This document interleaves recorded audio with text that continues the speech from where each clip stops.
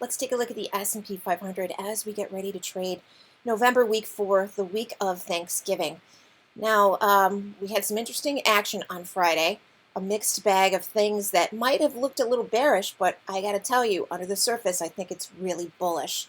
There's also something going on concerning S&P 500 options. I just became aware of this. I can't believe I didn't know about it, but that's what I get for taking afternoons off now because I work in the afternoons and early evenings now. But it appears that the S&P 500 options are going to start trading overnight. I read a little deeper into it this morning.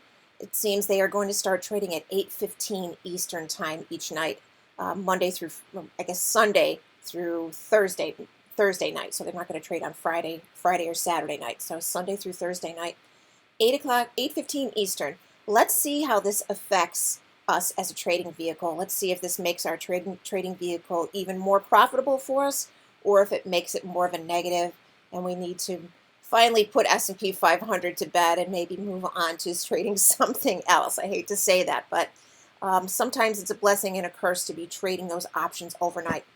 Let's see how it works for us. If it gives us a benefit, because if it's trading overnight, and I don't know if they're going to trade all the way into the U.S. Open or if they're just going to be trading from 8:15 to 3 a.m. and then still that 3 a.m. to the U.S. Open is still that dead zone that we can't trade. Because if that's the case, then this means nothing for us, because what we really need is for that pre-market availability of the options. So when non-farm payrolls and the CPI and things like that come out in pre-market, that we can trade our options with that and not get locked out of it. So anyway, enough about that. Let's talk about the S&P 500, the chart, and where I think we're going on Monday. Here was our intraday chart, and I left you with this at around 11:15, 11:30 Eastern time with these notes. At the time, we had an initial balance low here. That had been our low of the day at 97.03. We came down and held a higher low against it when I gave you these notes. I said if we're going to move up over the high of the week, which so far had been Wednesday's high, that we were going after the ES overnight high, because overnight into Friday, ES struck a brand new all-time high at 2250.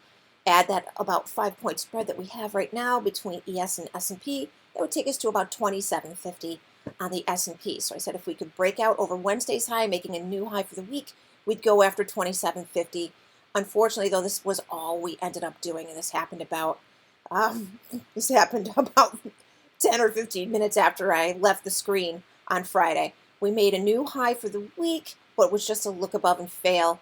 And here you can see that we sold off hard over the course of the next hour or so to a new low of the day. But the low of the day held what our halfway back on the week was before we made this new high. So I didn't get a chance to adjust this yet, but still, take a look at that. That held like a charm. Halfway back point for the week at 93.87. Tried to bounce off of this over the current all-time closing high, which had been struck on Thursday. Couldn't hold above that and sold back off again. But looking at the fine print here, look at this. We made a new weekly all-time closing high. Even though it was just a few pennies, it still was a new weekly all-time closing high. So I think a lot of foolish people are going to think this was a bearish close, but really under the surface, it was a bullish one. And not only that, but as far as options are concerned, we made a new monthly all-time high settlement, 47.1146, and we made a new high for the week. And even though we sold from that new high, we held the halfway back point on the week, and we closed at a new weekly all-time closing high. So you and I know, based on all the rules, and I had to write a blog about it, because if you just follow those rules, you win. I think we're going to have a bullish open on Monday. But let's see, because we're going to get to see it through the eyes of our options, it appears to be, tonight, starting at 8:15 Eastern. Okay, let's take a look at the roadmap. Everything is mapped out here once again. We have our all-time closing high from Thursday, the 18th, and a new weekly all-time closing high on Friday, and a new monthly set, as I just mentioned, and we have been holding strong above our 10-day. Though we did take a look below it on Thursday, we still came back and held it and closed well above it. As long as we keep holding and closing above our 10-day simple moving average, that is your buying opportunity. All those dips down below it. If we dip down below the 10-day on Monday, we want to look for this low from Thursday to hold for us. believe this would be the low on the week, right? Friday, Thursday, Wednesday, Tuesday. No, it looks like Monday was a slightly lower low. That was our low for the week. So between Monday and Thursday's lows, those are what we want to hold against. And if we make one more hold against these two guys here, boom, we are going to go for the races. We are going to be going up through the top of that bear fork and going for the top of the bull fork. If we are to break down below these lows set last week, we have our 20-day simple moving average. And if that doesn't hold us up, and especially on a closing basis, that's it. The rally is done. As we have seen time and again, let me just show you an example here of how important the 20-day is for us.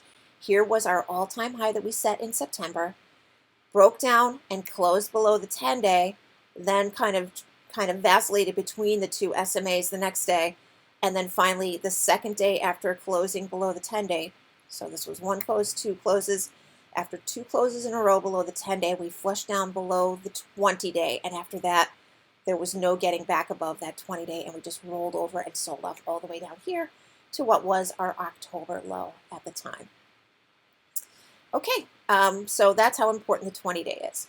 But I don't think we're going to get that move down to the 10-day or this challenge of last week's low, because I think that players really set people up into this bearish mindset on Friday's close when really underneath the hood it was a bullish close. So let's take a look at the fork chart, and then we'll take a look at the options as well.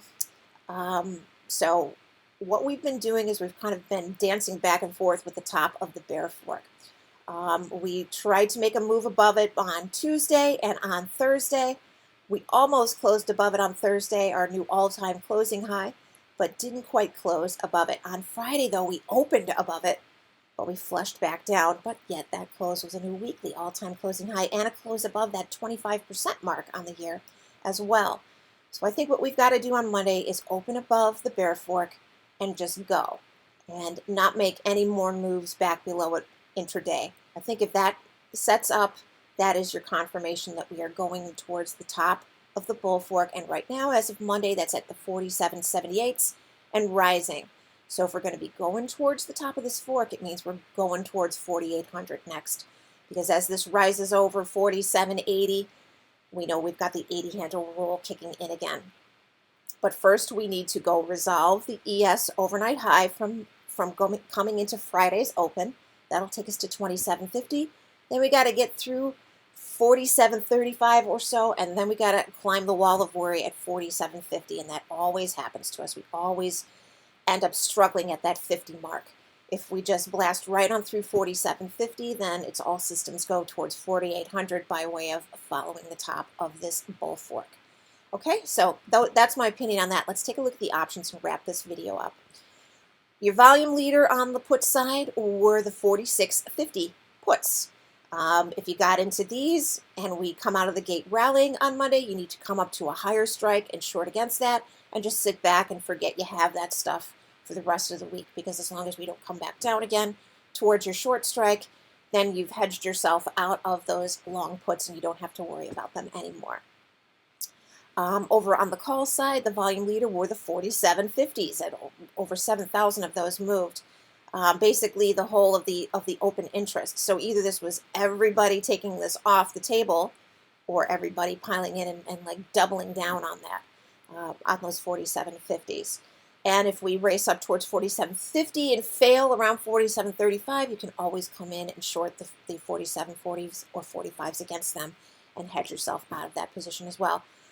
If I were flat coming into the day on Monday, I would be looking at these 47.50s, and they would need to grab onto the $5 window and hold. Otherwise, I wouldn't be looking any higher than the 47.40 strike, because that is what went out at the $5 window.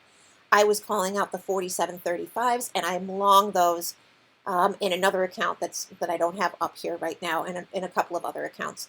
I'm long those 47.35s, and even though they closed underwater, I'm pretty confident that those are going to be a winner. And if not, then I'll just short against them and just go from there.